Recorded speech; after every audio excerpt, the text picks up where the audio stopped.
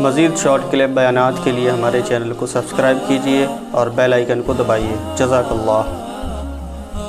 سڑایا گیا مٹی کو، اس میں بدبو پیدا ہوئی ہے، پھر اس سے انسان کو بنایا گیا ہے، یہ بتانے کے لیے کہ انسان کا جو میٹر ہے نا وہ کوئی اتنا اچھا نہیں ہے۔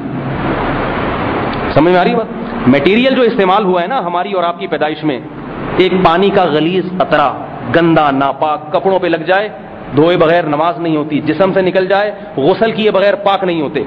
تو آدم علیہ السلام کو بھی ایک سڑے ہوئے گارے سے بنایا، مٹی سے، اور ان کی اولاد کو غلیظ پانی سے، بتا دیا کہ تمہارا جو میٹیریل ہے نا وہ اتنا خوبصورت نہیں ہے، میٹیریل فرشتوں کا اور جنات کا تم سے زیادہ اچھا ہے۔ سمجھ رہے ہو؟ جنات کو آگ سے بنایا، گندی چیز نہیں ہے، اوپر کی طرف اڑتی ہے، پاؤں میں روندی نہیں جاتی، اور فرشتوں کو نور سے بنایا، روشنی سے۔ تو اب بتایا، تبھی تو شیطان کو اعتراض ہوا کہ میرا میٹیریل اتنا اچھا آگ اور یہ گارے مٹی، میں اس کو سجدہ کیوں کروں؟ تو اللہ نے قرآن میں جگہ جگہ یہ بات بتائی ہے کہ اے انسان، تجھے جو باقی مخلوق پر فضیلت ہے وہ اعمال کی بنیاد پر ہوگی، میٹیریل کی بنیاد پہ نہیں ہوگی، کیونکہ میٹیریل اس قابل نہیں ہے کہ اس کو جنت میں لے کے جاؤں میں۔ پیٹ میں بھی گند بھرا رہتا ہے ہر وقت، ناک سے بھی گندی گندی رطوبتیں نکلتی ہیں، کان میں تنکا گھمائے گا تو میل نکلے گا۔ انسان کے جسم میں جتنے سوراخ ہیں نا سب سے گند ہی نکلتا ہے۔ کبھی نہیں دیکھا کہ کسی نے ناک میں انگلی گھمائی تو مشک و عنبر کے ٹیلے نکلے ہوں اس میں سے؟ کبھی دیکھا؟ گند ہی نکلتا ہے ہر جگہ سے، اور پھنے خان بنا پھرتا ہے، میں ایسا میں یوں۔ یہ تو اللہ نے تھوڑا سا اوپر ایک پالش کر دی ہے تاکہ یہ گند اندر رہ نظر نہ آئے۔ تو اب انسان کی جو ہے ترقی اور انسان اللہ کا محبوب اور مقام اور مرتبہ کیسے حاصل کرے گا؟ اعمال سے۔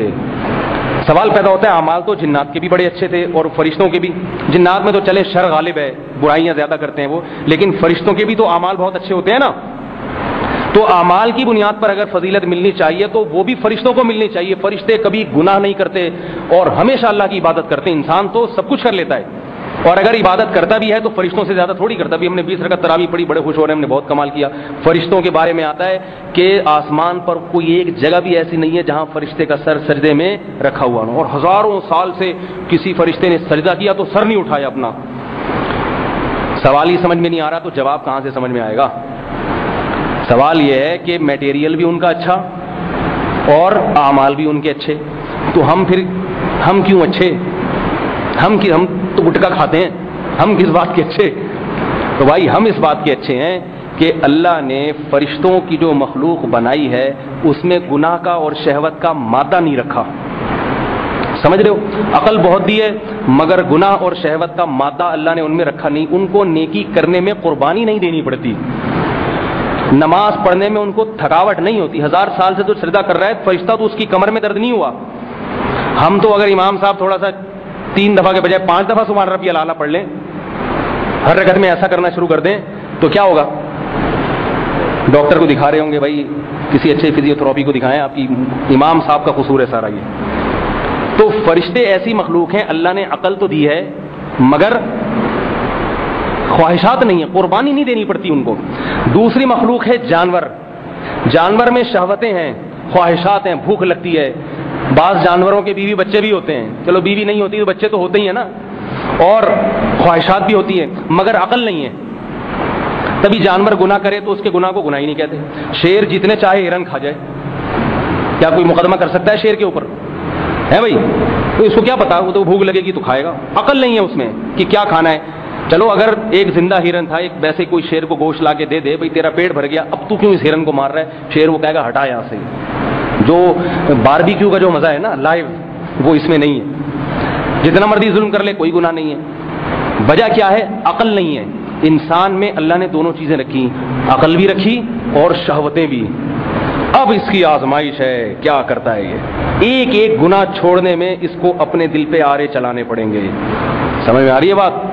کوئی حسین جمیل عورت گلی سے گزر رہی ہے، دل چاہ رہا ہے ایک دفعہ نظر اٹھا لوں، دل چاہے گا، لیکن کچھ اٹھا لیتے ہیں، کچھ جھکا دیتے ہیں۔ اب جو جھکائے گا نا اس کے دل پہ آرے چل رہے ہیں، بڑا دل چاہ رہا ہے دیکھ لو، حالانکہ کیا ملتا ہے دیکھ کے؟ وہ کون سا کوئی یہ تھوڑی کہ دیکھیں گے تو آگے بیٹھ جائے گی آپ کے پاس، لیکن یہ شیطان ورغلاتا ہے کہ دیکھ لے، حسرت نہ رہ جائے کہیں کہ پتہ نہیں کیا گزرا تھا۔ خام خمے یہ جو بد نظری کرتا ہے نا جو آدمی، وہ صرف حسرت کی بنیاد پر، یار دیکھ تو لوں، دیکھنے میں کیا جا رہا ہے؟ بھائی دیکھنے ہی میں بہت کچھ جا رہا ہے. جو دیکھتے ہیں وہی آگے بڑھتے ہیں, وہی پھر حرام کاریوں کی طرف جاتے ہیں, پھر وہی زنا کی طرف جاتے ہیں. اس لیے اللہ نے کہا لا تقربوا الزنا, زنا کے قریب بھی مت جاؤ, یعنی دیکھنے ہی سے اجتناب کرو تاکہ آگے تک معاملہ پہنچے ہی نہیں. تو اب یہ کس کی آزمائش ہے؟ عورت کی آزمائش ہے. عورت کو اللہ نے حسن و جمال دیا, وہ چاہتی ہے میں اپنے حسن کی نمائش کروں, سب کو پتہ چلے کہ کیسی خوبصورت انٹی ہیں, سب تعریف کریں.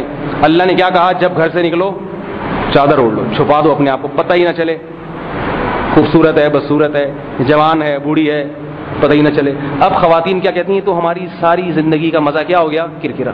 کیسی دقیانوسی زندگی ہے, پتہ ہی نہیں, گھر میں بس شوہر دیکھے ہمیں اور کوئی نہ دیکھے. یہ کوئی بات ہوئی؟ ٹھیک ہے, کوئی شوہر ہے, یہ کوئی بات ہے؟ کوئی فیشن ہی نہیں ہے. جائز فیشن جائز ہے عورت کے لیے, مگر نامحرم کے سامنے اپنے حسن کی نمائش یہ عورت کے لیے حرام. اب یورپ امریکہ میں تو اسکرٹ پہن کے گھوم رہی ہیں اور سارا جسم ان کا سارا دن ننگا نظر آتا رہتا ہے. ہماری مسلمان عورتیں جب دیکھتی ہیں کہ بھئی یہ بھی ایک کلچر ہے تو اپنے آپ کو کیا سمجھنا شروع کر دیتی ہیں؟ پرانے زمانے کا. تو اب اللہ نے عورت کو حسن دیا, حکم دیا کہ اپنے آپ کو چھپا لو. مرد کو حکم نہیں دیا چھپاؤ, عورت کو حکم دیا اللہ تعالیٰ نے کہ اپنے آپ کو چھپائے. یہاں آزمائش ہے عورت کی, کیونکہ ہر طرح کے لوگ ہیں, ہر طرح کی عورتیں. نماز ہے, فجر کی نماز کتنا مشکل کام, پھر ظہر میں, پھر عصر میں, فرشتوں کو مشکل نہیں ہوتی. تو یہاں اللہ نے بتا دیا کہ میں نے آدم کو بنایا تو مٹی سے. میٹیریل ایسا نہیں ہے کہ یہ بہت فضیلت والا, لیکن یہ قربانی دے گا, قربانی. اور پھر اللہ نے ایک آپشن رکھا کہ اس میں ایک خاص بات یہ ہے, اس میں اور شیطان میں. اب شیطان, بس آخری بات کر کے میں بات ختم کرتا ہوں, تھوڑا سا شیطان بھی خوش ہو جائے نا, شیطان کی بات بھی تو ہے تھوڑی سی. آخری بات, شیطان جو ہے نا اسے اللہ نے بنایا آگ سے, صحیح ہے نا. شیطان نے کہا میں آگ سے بنا ہوا ہوں, میں اس کو سجدہ نہیں کروں گا. اللہ نے تھوڑے ہی دنوں میں بتا دیا کہ تو آگ سے بن کے پھر بھی اس سے بدتر ہے آدم سے, اور آدم مٹی سے بن کے بھی تجھ سے بہتر ہے. دونوں سے ایک جیسا عمل کرایا اللہ نے, اور بتا دیا کہ دیکھو دونوں سے ایک جیسا کام ہوا ہے, لیکن ایک کا نتیجہ ریئیکشن کیا اور دوسرے کا کیا. وہ کیا کام؟ دونوں سے اللہ کی نافرمانی ہوئی. شیطان سے نافرمانی ہوئی, آدم کو سجدہ کرو, شیطان نے کہا نہیں کرتا. اللہ نے کہا میرے دربار سے نکل جا, شیطان نے کہا قبول ہے, بس تو مجھے مہلت دے دے, قیامت تک کے لیے ان کو گمراہ کرتا رہوں, جہنم میں لے کے جاؤں. میں نے بھی ٹھان لیا میں بھی جاؤں گا جہنم میں, اس کو بھی لے کے جاؤں گا. تکبر. آدم کو اللہ نے کہا یہ نہیں کرو, درخت نہیں کھاؤ, آدم نے بھی کھا لیا. اللہ نے کہا نکل جاؤ جنت سے. قرآن کیا کہہ رہا ہے؟ آدم اور ان کی بیوی مل کے دونوں گڑ گڑا کے اللہ کے سامنے رونے لگے, ربنا ظلمنا انفسنا, اے ہمارے رب ہم نے اپنی جان پر ظلم کر لیا, وَإِن لَّمْ تَغْفِرْ لَنَا, تو نے اگر ہمیں معاف نہ کیا, وَتَرْحَمْنَا, رحم نہ کیا, لَنَكُونَنَّ مِنَ الْخَاسِرِينَ, ہم تو برباد ہو جائیں گے. اتنا روئے آدم اور ان کی زوجہ اللہ کے سامنے, اتنا روئے, اللہ کو اتنا پیار آیا. اللہ فرماتے ہیں ثُمَّ اجْتَبَاهُ رَبُّهُ فَتَابَ عَلَيْهِ, اللہ نے آدم کو ویسا ہی برگزیدہ بنا لیا جیسا اس غلطی سے پہلے تھے. تاب علیہ, ان کی توبہ قبول کی. ثم ہدا, اور آئندہ سیدھے راستے پہ چلا دیا, آئندہ ان سے دوبارہ غلطی بھی نہیں ہونے دی. اللہ نے ایسی نگرانی کی ان کی. اب دیکھو غلطی دونوں سے ہوئی, مگر ایک غلطی پر آج تک ڈٹا ہوا ہے, اڑا ہوا ہے بھائی. کون اڑا ہوا ہے؟ شیطان. بول نہیں, میں نہیں سجدہ کروں گا. ابھی میری بات سن کے بھی اڑا ہوا ہے. بیان جو جتنا شوق سے شیطان سنتا ہے نا, یاد رکھو اتنا شوق سے کوئی بھی نہیں سنتا. اور ہمارے حضرت فرمایا کرتے تھے کہ مولویوں کا جو شیطان ہے نا وہ بھی مولوی ہوتا ہے, کیونکہ اس کو پتا ہوتا ہے کہ مولویوں کو برگلانے کے لیے جو دلائی چاہیے نا وہ مولویوں والے ہی چلتے ہیں. وہ جیسے ایک مولوی صاحب تھے, انہوں نے اپنی بیوی سے کہا کہ وہ بیان کرتے تھے بھائی چوری اسلام میں حرام ہے, مسجد میں بیان کرتے تھے. ایک دن ان کے گھر میں کھانا نہیں, بیچارے غریب, تو بیوی سے کہا جب پڑوسی کی مرغی چوری کر کے لے آ. بیوی نے کہا آپ تو چوری کے خلاف اتنے بیانات کرتے ہیں, کیسے چوری کر کے لے آؤں؟ اس نے کہا کوئی بات نہیں, شوربے سے کھا لیں گے. ٹھیک ہے, مرغی جو ہے نا, مرغی چوری کر کے مرغی لے آؤ, مگر ہم مرغی چوری کی ہوگی نا, شوربہ چوری کا تھوڑی ہوگا, شوربے سے روٹی لگا کے کھا لیں گے. بیوی نے کہا چلو بھی ٹھیک ہے, آپ کی دلیل. جب وہ سالن پک کے تیار ہوا تو بیوی نے بوٹیاں الگ کی اور ہانڈی یوں الٹنے لگی کہ بوٹیاں پیچھے رہ جائیں اور صرف شوربہ نیچے آ جائے. تو مولوی صاحب دور سے دیکھ رہے تھے. انہوں نے کہا جو خود سے آ رہی ہے آنے دو. سمجھ رہے ہیں کہ نہیں سمجھ رہے؟ جو خود سے آ رہی ہے, چمچ سے پیچھے پھینکنے کی ضرورت نہیں, یہ تو خود سے آئی ہے نا, ہم نے تھوڑی لائے ہیں. ہم بچپن میں کوئی چیز کسی ساتھی کے پیسے زمین پہ گرتے تھے نا, ہم اٹھا کے کہتے تھے, وہ کہتا تھا لاؤ بھائی مجھے, تو ہم کہتے ہیں ہمیں تو اللہ کی زمین سے ملی ہے بھائی, آپ کی جیب سے تھوڑی نکالی ہم نے. تو دیندار لوگوں کا جو شیطان ہے وہ بھی کیا ہوتا ہے, اس کو بھی سارے ہیلے بہانے آتے ہیں. یہ ٹیکنیکل طریقے سے اس کو کیسے سمجھانا ہے. تو اب دیکھو شیطان ڈٹا ہوا ہے آج تک، اور آدم علیہ السلام نے اسی وقت معافی تلافی کر کے اپنا معاملہ کیا کروا لیا، کلیئر، پہلے سے بھی زیادہ. پھر اللہ نے زمین پہ بہرحال اتارا، ان کو ایک حکمت تھی کہ بھائی نسل آپ کی زمین پہ چلے گی، اور بتانا مقصد تھا کہ انسان سے غلطی ہوگی لیکن رب کو منا لینا، گناہ سے بچنے کی کوشش کرنا، اگر کبھی ہو جائے تو اکڑنا نہیں، اتنا رونا جب تک اطمینان نہ ہو جائے کہ میرے رب نے مجھے معاف کر دیا.